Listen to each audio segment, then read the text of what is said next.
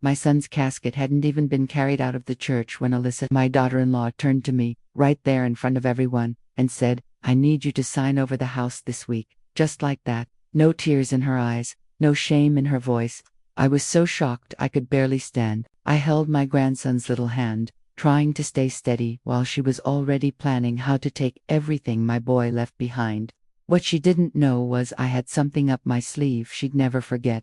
Later, at the graveside, I stood there clutching a crumpled tissue and holding Josh's tiny fingers while they lowered my son's casket into the dirt. All around me, people were crying or staring into space like they didn't know how to feel. I didn't cry. The hurt I felt was too big for tears. It just sat heavy in my chest, like a rock pressing down so hard I could hardly breathe. Right then, while the dirt was still fresh on the coffin, Alyssa leaned in close. Her perfume was too sweet, almost making me sick. She whispered, "Tyler wanted me to have the house. You know that, right? We should start the transfer this week." I turned and looked at her, thinking maybe I'd heard her wrong. But no, she was smiling, like she was just asking me to pass the salt at dinner. Like my son's death was just another step before she could collect her prize. I didn't say a word. I only nodded a little. Not because I agreed, but because if I tried to talk, I knew I'd scream loud enough to shake the walls. Later on, in the reception hall, she walked around acting like nothing had happened. She hugged people, laughed too loud, and looked like she was having a good time instead of burying her husband. When a slideshow of Tyler's childhood photos played, I caught her texting over and over. Her phone kept lighting up with the same name, Marcus. She grinned every time she saw it pop up. My son's ashes weren't even cool, and she was already chatting with someone else. My stomach twisted so bad I thought I'd be sick. That night, when everyone was finally gone and little Josh was fast asleep on the couch in his Spider-Man socks, I sat alone at the kitchen table staring at the walls. This house wasn't fancy, just a small 2-bedroom place on a quiet street. But it was mine. It was where I raised Tyler, where he painted those awful superhero murals on his bedroom wall when he was 10, where we spent every Christmas after his dad walked out. And now Alyssa thought she could swoop in and snatch it away like she deserved it. Like marrying my son meant she owned everything I'd worked for. I wanted to tell her off that day. Believe me, I almost did. But I knew better. Alyssa was the kind of person who would twist anything I said, turn it around to make me look like the bad guy. And there was Josh, poor little boy who'd already lost his dad. I couldn't make things harder for him. But right then and there, I made up my mind. If she wanted a fight, she'd get silence. If she wanted this house, she'd have to step over my living, breathing body to take it. So I nodded and pretended to be unsure, like I needed time to think. All the while, I was planning, watching, waiting, because nobody disrespects my son at his own funeral and just walks away with everything he loved. Not while I'm still here. The morning after the funeral, the house was so quiet it almost hurt. Josh was still sleeping, a little blanket pulled up over his Spider-Man socks. I walked past him and stood outside Tyler's old bedroom. My hand rested on the doorknob. I hadn't opened that door since Tyler moved out to marry Alyssa. It always felt too painful. But that morning, something inside me told me it was time. Maybe it was guilt, maybe anger, maybe just the need to feel close to my boy for one more moment. I opened the door slowly. The air inside smelled like old aftershave and dust. His posters were still up on the wall, some band he always loved, a faded college pennant drooping to one side. When I stepped in, my knees almost gave out. His desk was still covered in notebooks, stacked up as if he'd only just stepped out to grab a snack. A little lamp sat there too, the same lamp I bought him when he was in middle school and scared of the dark. I sat down on the edge of his bed and looked around. It felt like I was sneaking into a museum of someone I hadn't even had time to properly grieve. Then I noticed his old laptop on a shelf, dusty but still there, and next to it a small digital recorder. He used to practice speeches on that thing back in college. Without really thinking, I picked it up and pressed play. Most of what I heard was just static or little pieces of sentences that didn't mean much. But then I found one file dated 6 months ago, when his voice came on. It was softer, slower, like he was tired or maybe scared. "If anything ever happens to me," he said, "don't let Alyssa have everything. She's not who she pretends to be. Please, Mom, just look after Josh." I froze. For a second, the whole room seemed to spin around me. I replayed it again and again, just to be sure. It wasn't very long, but it was enough to prove he knew something was wrong. Enough to show me Alyssa's claws had been out long before he died. I held that recorder in my hand like it was a piece of him I'd gotten back. My hand was shaking, but I didn't cry. Instead, I felt something hot crawl under my skin. Rage, plain and simple. She was already trying to erase him, and here he was, still trying to protect what mattered most. I slipped the recorder into my pocket and walked out of that room feeling different, like my sadness had turned into something sharper. I wasn't just reacting anymore. I was getting ready to fight. I called Alan, the family lawyer, and asked if he had Tyler's will. He told me Alyssa had already filed a copy a few weeks before the funeral. He said the original was probably with her. That didn't sit right with me. I knew my son. He would have told me, or at least left a copy with Alan, just like he always did with anything important. But Alan said there was nothing else on file. No backup. The version Alyssa filed had a typed signature. No video proof, no witness list. My stomach turned over. I thanked Alan and hung up.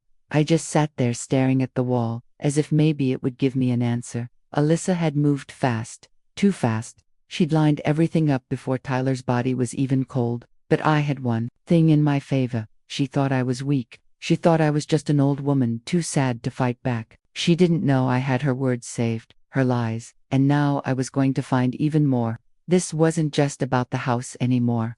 This was about Josh, about Tyler, about making sure she didn't walk away with the last pieces of my son's life like they were cheap souvenirs. So I made a list, people to call, things to find, and I promised myself I'd dig up every bit of truth she thought she'd buried. I didn't really sleep that night. I lay in bed listening to the old house creak and shift, listening to Josh's steady breathing on the baby monitor I'd dug out of storage, not because he needed it, but because I did. Tyler's voice kept playing over and over in my head. Don't let Alyssa have everything. She's not who she pretends to be. It haunted me not just because of what he said, but because he never told me face to face. What had he been protecting me from? Or worse, what had he already decided I couldn't fix? By morning, I knew what I had to do. If there were more clues out there, more little breadcrumbs, I was going to find them. I powered on his old laptop, and somehow, it still worked. Of course, it needed a password. For a second, I felt silly not knowing it, but then I typed in Josh 2009, and the screen blinked awake. A mother always knows. I opened his email first. Most of it was nothing special: receipts, job stuff, messages from Josh's school. But then I spotted a folder called Personal, in all capital letters. Inside were drafts, dozens of them, letters he'd never sent. One was called to Mom, if something happens. My hands turned ice cold. I clicked it open. It was short, unfinished. He'd written, I don't know how to say this out loud. Alyssa's different now. I think she's seeing someone. I don't want to believe it, but she's gone a lot. And there's this guy Marcus who keeps texting her. I checked her phone once. He called her baby. I'm trying to work it out for Josh, and right then, sitting alone in that quiet house, I knew this was only the beginning. I didn't want to destroy my grandson's world, but sitting there, reading those words from my son, I knew I didn't have a choice. I don't want to break his world, but if anything happens to me, promise me you'll fight for him. Don't let her take him from you. I read that line over and over until my eyes blurred. My son had been scared, suspicious, and trying to protect his boy without tearing his family apart. That kind of quiet strength that broke my heart all over again. I printed the letter, saved everything onto a flash drive, and made 3 copies of the voice recording. If Alyssa wanted a fight over papers and proof, I was going to bury her in it. But deep down, I knew I couldn't do this alone. That night, after Josh was tucked in bed hugging his stuffed bear, I called the only person Tyler had kept close besides me, his old college friend Theo. I'd met Theo a few times years ago. He was polite, smart, and always glued to a computer screen. Tyler used to joke that Theo was part hacker, part therapist. Theo picked up on the second ring. As soon as I said my name, his voice softened. I heard about Tyler, he said.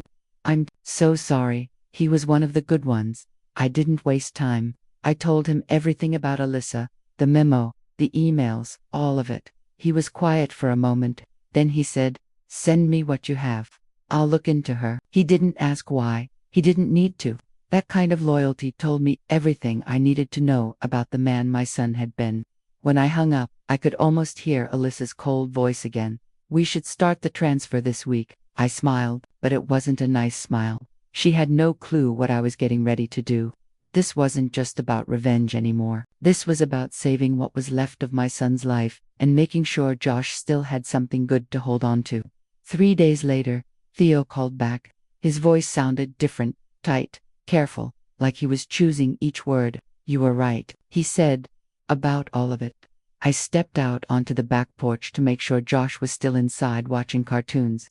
Then I shut the screen door and took a deep breath. How bad? I asked. Theo sighed. Her texts with Marcus go back over a year. They used an app that deletes messages, but she didn't know how to clear her backups. I found over 70 screenshots. He paused. Some of them are explicit. A lot are her complaining about your son, saying she was bored, stuck. She even joked once that she'd get something out of this marriage if it killed her. That made my skin crawl. But Theo wasn't finished. He told me he'd found photos, hotel receipts, social media posts where she'd checked in with Marcus at the same time she told Tyler she was at book club. There were even messages about a plan. One of them read, "Once the will's through, we can finally move in together." He has no clue. I didn't say anything for a long time. My hand was shaking so hard I thought I'd drop the phone. All I could think about was how my son tried so hard to keep everything together for Josh while she was stabbing him in the back. Finally, I asked, "Can you send me everything?" 10 minutes later, my inbox lit up with a folder labeled Alyssa Evidence. I clicked through it, one message at a time. Each word felt like another punch to the gut. She hadn't just cheated, she'd built a whole other life behind my son's back, plotting to erase him and grab whatever she could. I called Alan, the lawyer, and asked him, straight out, if we could prove Alyssa had lied and faked documents, could her version of the will be thrown out? He said it wouldn't be easy, but yes, if I had real proof, we could challenge it. I told him, you'll have it tomorrow. That whole night, I worked. I printed out emails, sorted the files, backed them up twice, once online, once on a USB I hid behind Tyler's old dresser. Around midnight, I heard footsteps. Alyssa had come by to pick up Josh for the weekend. She moved around the house like she already owned it. She knocked once on my bedroom door, then walked right in without waiting. "Just checking if you've talked to Alan yet," she said, her voice sticky sweet. "I really think it would be best for everyone if we wrapped this up fast. Josh needs stability." I looked her right in the eye. "You're right," I said calmly. "He does. That's why I'm going to make sure everything is handled legally. No shortcuts." She smiled like she thought she'd already won. "Good. I knew you'd come around." Then she walked off like she was the queen of the place. But she didn't know what I'd found. She didn't know Marcus's name was about to show up on every page of this story, and she didn't realize I wasn't just trying to protect the house anymore. I was getting ready to burn down the fake life she'd built. The next morning, before the sun was even up, I dressed quietly and packed every piece of evidence into an envelope marked urgent. Josh was still sleeping, his little arms wrapped around his bare. I leaned down and whispered that I wouldn't let his mother ruin the last safe place he had. I drove straight to Alan's office and handed him the envelope. He raised an eyebrow, but when he started reading, his face went from curious to angry. "This changes everything," he muttered.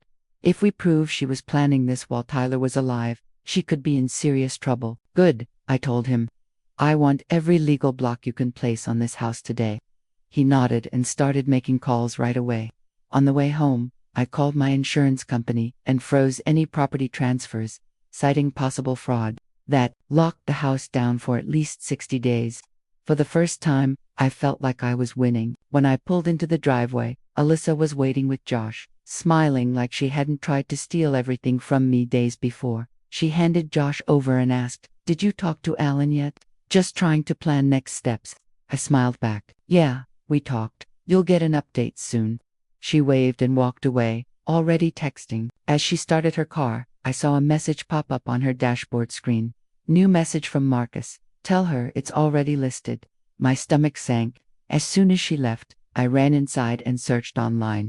And there it was, my house, listed for sale, under some fake company's name. Photos she must have taken without me knowing. A huge price tag, like she wanted to cash out fast. I called the agent and said, "I'm the legal owner.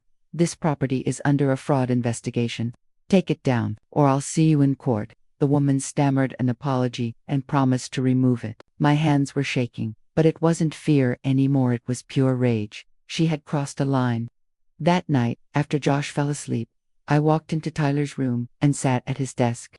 I picked up an old photo of the three of us from Thanksgiving. In the middle, Josh on his lap, me behind them with my arms around them both. It hit me how hard he'd tried to hold his family together while everything was falling apart. I knew then that I couldn't just fight her in court. I had to show everyone exactly who she was. So I planned a dinner. I called Alyssa and said I wanted to make peace for Josh's sake. I told her to bring Marcus if she wanted. She sounded surprised, maybe a little worried, but she agreed. She probably thought I was finally giving up. While she was feeling smug, I was spending 3 days getting everything ready. I printed out every document Theo sent me, had the voice memo queued up, and made flash drives of all the evidence, because the next time she tried to smile in my face, she was going to learn the hard way this grieving mother wasn't broken. I was just getting started. I even asked Alan, our lawyer, to stop by that night, not as my attorney but as a family friend, just in case things got tense. When Alyssa and Marcus showed up, she looked like she was already celebrating her big win. She had that bright, smug glow people get when they think they've gotten away with something. Marcus was younger than I expected. He looked cocky, dressed too casually, and completely clueless about the storm he was about to walk into. As soon as Josh walked in, he ran straight into my arms. I held him longer than usual. He had no idea what was coming, and it hurt my heart that he was even in the middle of this. But I had to think bigger. I had to protect the life he had left. Dinner was awkward. Everyone forced small talk and fake smiles. I let Alyssa chatter on and on about her big changes and watched her sip wine like she was already picturing herself queen of the house. I waited until dessert. When everyone was eating pie and chatting, I stood up and said, "Before we finish tonight, there's something important I need to share. It's something Tyler would have wanted you all to hear." The room went quiet.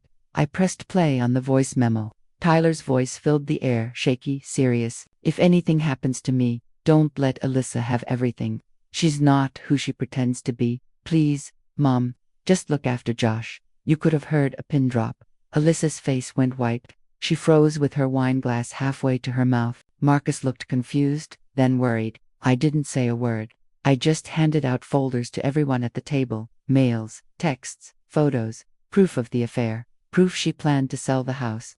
Her messages, calling Tyler pathetic. Her flirting with Marcus while my son was still alive. Her little jokes about getting the house one way or another. No one said a thing at first. Marcus stood up halfway through reading and looked her dead in the eye. "You told me he was abusive. You said he hit you." Alyssa opened her mouth but no words came out. Marcus stared at the photo of her, Tyler, and Josh at Christmas. Then he just turned and walked out without another word. Alyssa stood there shaking, her face drained of every bit of color. "You set me up," she whispered. "No," I told her calmly. "You did that yourself. I just brought the proof." She stormed out of the house, leaving her half-eaten pie behind. The room stayed silent.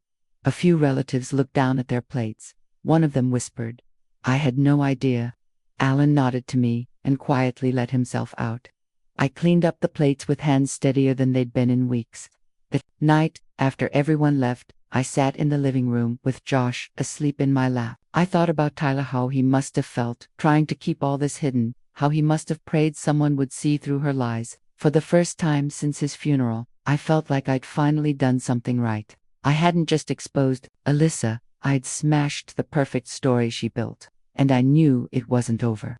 The legal fight was just starting, but at least now, I had my power back. She came from my house with her fake sweetness. I came back with truth and fire. And I wasn't even close to finished.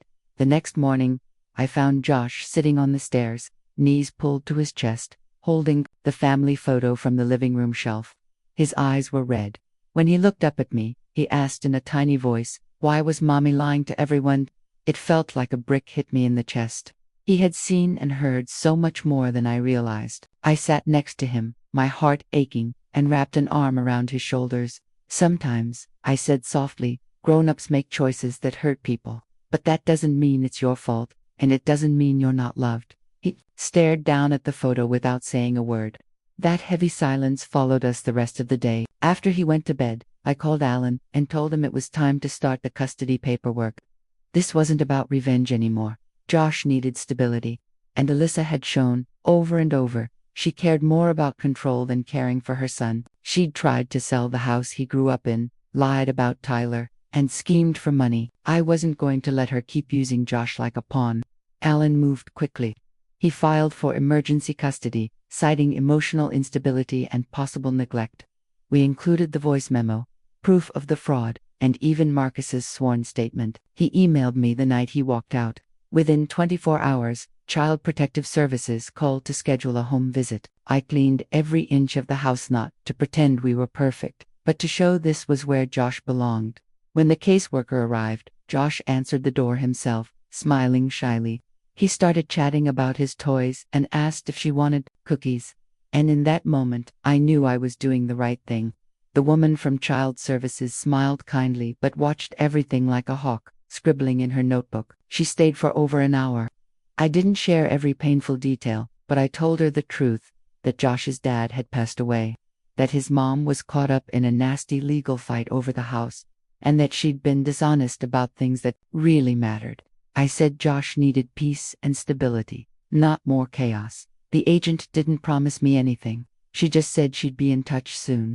That night, Alyssa showed up out of nowhere, pounding on the door like she was trying to break it down. "You think you're going to steal my son too?" she screamed. "You think you can just take everything from me?" I stepped outside and closed the door behind me so Josh wouldn't hear the yelling. "I'm not taking anything," I told her calmly. "I'm saving him from you." Her face twisted into something ugly. "You manipulated him. You turned him against me. You've always hated me." I didn't argue. I just looked her right in the eye and said, "I have proof. I have the custody papers. And after what you pulled at that dinner, you're lucky anyone's even letting you see him without supervision." She laughed a sharp, bitter sound and shook her head. Then she stomped back to her car, muttering something about lawyers and revenge. I didn't flinch. I stood there like a stone, watching her drive away. I knew she wasn't strong anymore. Every word out of her mouth was pure panic. A few minutes later, I saw Josh peeking through the curtains. His little voice came out soft and worried. "Is Mummy mad?"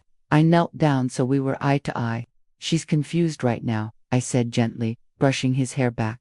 "But everything is going to be okay, I promise." And for the first time in weeks, I actually believed that I had the truth on my side. I had the law.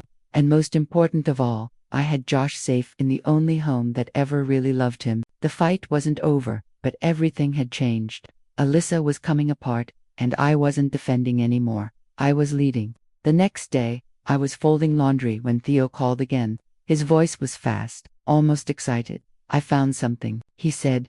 "A draft of Tyler's will dated just 2 weeks before he died. It was never signed, but it's detailed, and it's in his personal email." He clearly meant it. I dropped the towel right there on the floor and grabbed a pen. "What does it say?" Theo took a deep breath and started reading. "In the event of my death, I want full guardianship of Joshua to pass to my mother Marie. If Alyssa is deemed unfit or if I'm not around to keep him safe, I do not want Alyssa to inherit the house. This property was bought with my father's inheritance and should stay in the family with Marie. Under no circumstance should the house be sold without her approval." For a moment, I couldn't even breathe.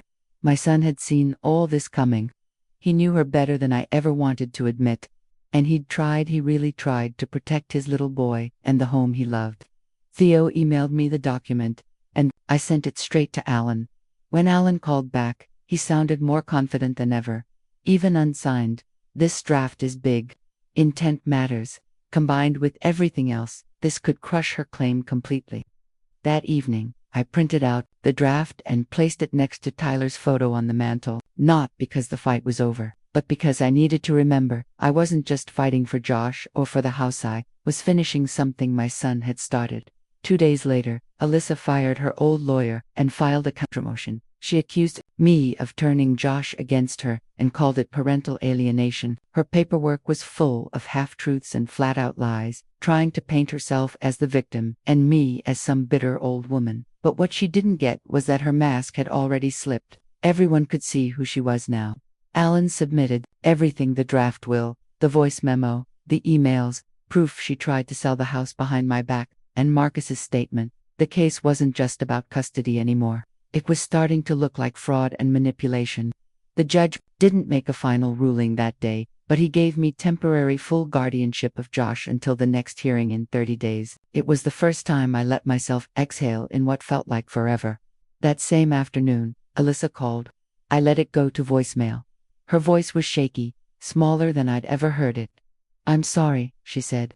"I didn't mean for things to get like this. Can we just talk? I miss my son." I didn't call her back. I sat there in the quiet house, listening to Josh giggling in the next room, and I finally felt at peace, not because it was over, but because for once, I knew the truth was stronger than all her lies. I sat there with Alyssa's last message for a long time. I'm not made of stone. I know what it feels like to miss someone you love. But missing Josh didn't erase what she'd done to Tyler, to me, and to this whole family. That night, Josh and I made mac and cheese for dinner, his favorite. As he stirred the pot with his little hands, he looked up at me and asked, "Do you think Daddy's proud of us?" My throat tightened, but I managed to smile and nod. "I know he is," I told him. And I meant it. Because even without Tyler's signed will, his voice was still here, louder and clearer than ever. And Alyssa, she wasn't up against a grieving old woman anymore. She was facing a mother armed with proof, custody papers, and the will to burn down every single lie she ever told. I was never going to let her rewrite the story of the man she tried to erase. The courthouse smelled like old carpet and strong cleaning spray. I sat on a bench outside the courtroom, with Josh's little backpack at my feet, stuffed with snacks and his sketch pad. Almost like we were headed to the library instead of the hearing that could change everything. Alyssa came in late, wearing a tight blazer and big sunglasses like she thought this was some celebrity trial. But her face was pale, drawn tight, like she hadn't slept in days. Her lawyer walked behind her, shuffling papers, probably already knowing how bad it looked. Inside, everything felt like it moved in slow motion, but every word hit me like a hammer. Alan stood up first.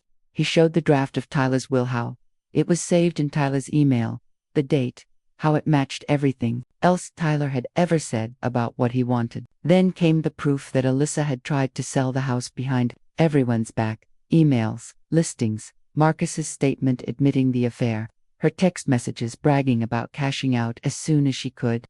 Alyssa tried to deny it all, but you could see the fight draining out of her. Every excuse she offered fell flat. Her lawyer looked like he wished he were anywhere else. When it was finally her turn to talk, she turned on the tears. She said she was under stress, that Tyler was controlling, that I had always hated her. She claimed she was scared she'd be left with nothing. The judge listened, but when he asked why she tried to sell a house she didn't own, listed under a fake company name, her voice cracked. I thought it would be mine," she stammered. "Tyler told me." But she had nothing to back it up. No email, no message, just her word. Dan, by then, her word meant absolutely nothing. Then Alan pressed play on Tyler's voice memo. The courtroom went dead silent. "If anything happens to me, don't let Alyssa have everything. She's not who she pretends to be. Please, Mom, just look after Josh." Alyssa started crying so hard her whole body shook, but no one went to comfort her. Even her lawyer sat still, staring at the table. The judge didn't need much time. He ruled that my temporary custody of Josh was now permanent guardianship. He said the will was questionable but didn't matter because Tyler's recorded wishes were clear. The house couldn't be sold, and he quietly recommended the fraud case be looked at by the district attorney. Alyssa stood there, eyes red and face blank. She didn't look at me. She didn't look at Josh. She just stood frozen, like everything she'd built had fallen apart in one day. Outside in the parking lot, she came over to us one last time. Her voice was soft, cracked from crying. "Please, can I say goodbye?" I looked down at Josh. He nodded, just a little, so she knelt down. I couldn't hear what she whispered in his ear. He didn't say anything back. He just gave her a one-armed hug, then walked straight to me. Alyssa stood up and wiped her eyes. "I didn't mean for this to happen," she said quietly. I met her eyes without flinching. "But you planned it," I told her. "And that's why you lost." She didn't reply. She just turned and walked away. Back home, I made Josh a grilled cheese and let him draw at the table while I sat on the couch, holding the signed court order in my lap. It didn't feel like joy. It didn't feel like winning. It felt like relief, mixed with grief, like shutting a book that should have ended differently. But at least I had the final chapter in my hands. And Alyssa would have to live with the one she wrote for herself.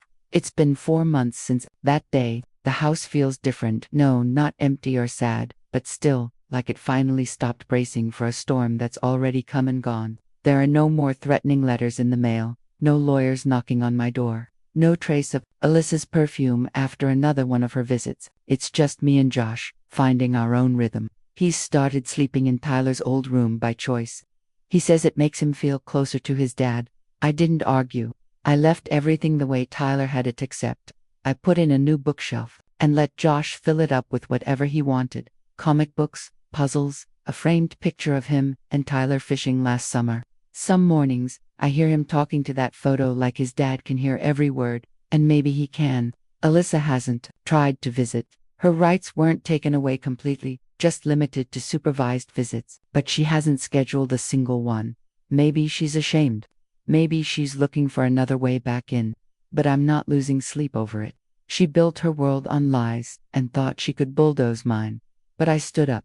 I didn't break. I turned every weapon she tried to use against me into the truth that finally stood taller than her ego ever did. This house, the same house she tried to steal's a safe place again. I've repainted the kitchen, planted new flowers out front, even replaced the old curtains Tyler used to tease me about. But I haven't touched the doorway where he marked Josh's height every year. I can't bring myself to paint over it. That spot proves he was here, that he loved, that he cared. Sometimes at night, I sit in the quiet living room, holding that voice recorder in my hand. I haven't deleted the memo, and I never will. I play it now and then, just to hear Tyler's voice, to remind myself that he trusted me to finish what he couldn't, and I did. I saved Josh. I protected our home. And I made sure Alyssa's version of the story would never become the truth. These days, Josh has started calling me Mom. He came up with it on his own. He says it's because I'm like a mom and a grandma all at once. When he first said it, his little voice shy and matter-of-fact while he played on the floor, I cried. Not from sadness but because of something even bigger. Relief, pride, and a love that nothing and no one will ever take away. The kind of love we have doesn't need to be loud to feel strong. It's just always there, steady and sure. Last week, Josh brought home a project from school. It was a big poster all about his family. Right in the middle was a photo of him and Tyler, smiling on that fishing trip. Next to it, he'd drawn a picture of me with a big red heart around it. Underneath, in his careful handwriting, he wrote, "My grandma is my hero because she keeps our house safe and always tells the truth." I hung it right on the fridge so everyone who comes over can see it. This house, the same house Alyssa tried to grab like it was just some prizes, something more now. It's a fortress. A place full of memories and love she never could understand, let alone deserve. Every wall here tells a story she tried to erase. Every room holds a piece of Tyler's warmth she can never touch. And me, I'm not broken. I'm not bitter. I'm just steady like the floors under our feet. Steady like the roof keeping Josh safe at night. The house feels quiet again, but it's a good kind of quiet. It's not empty. It's filled with the right voices, the ones that matter most.